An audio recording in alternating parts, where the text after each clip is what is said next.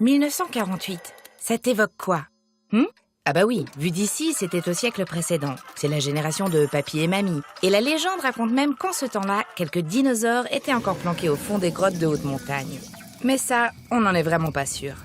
À l'époque, on sortait tout juste de la Seconde Guerre mondiale et de ses 70 millions de morts. Le conflit le plus dévastateur de toute l'histoire de l'humanité. Alors en cette année 1948, pour que de telles atrocités n'arrivent plus, on se met à la recherche de valeurs communes. Le but? Que les peuples se rassemblent sous un symbole fort, la Déclaration universelle des droits de l'homme. Ce qu'on sait moins, c'est qu'elle a été adoptée par l'Assemblée générale de l'ONU et que c'est le texte le plus traduit au monde. Alors, les droits humains, c'est quoi? Eh bien, ce sont les droits que tu as du simple fait d'être un humain. Du coup, chacun et chacune en bénéficie de manière innée, universelle et égalitaire, sans exception et sans distinction. L'idée, c'est que ces droits sont des besoins, c'est-à-dire qu'ils sont absolument nécessaires pour bien vivre. Sans eux, ce serait la loi de la jungle. Et tu pourrais être guillotiné si ton dernier statut Facebook n'était pas du goût de ton gouvernement. Dans les 30 articles de la Déclaration, il y a les libertés civiles et politiques, comme le droit à la vie, le droit de vote, la liberté d'expression ou bien l'interdiction de l'esclavage et de la torture. On dit que les droits sont interdépendants, indivisibles et intimement liés. Ça veut dire que si un droit n'est pas respecté, une ribambelle d'autres droits ne le seront pas non plus. Genre, si t'as pas de maison, tu vis dans la rue. Du coup, tu dors mal, tu tombes malade et t'iras pas à l'école, donc tu trouveras pas de travail. En clair, c'est la violation du droit au logement qui entraîne celle du droit au repos, du droit à l'éducation, du droit au travail, etc.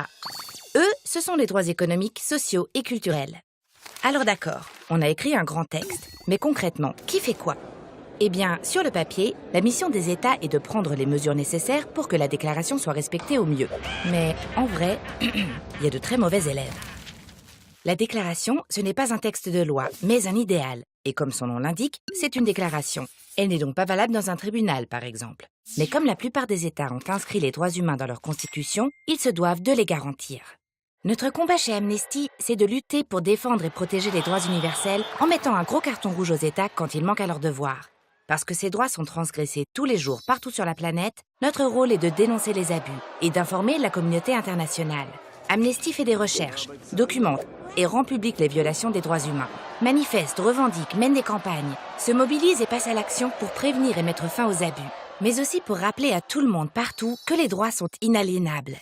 Connaître les droits, c'est indispensable pour les défendre.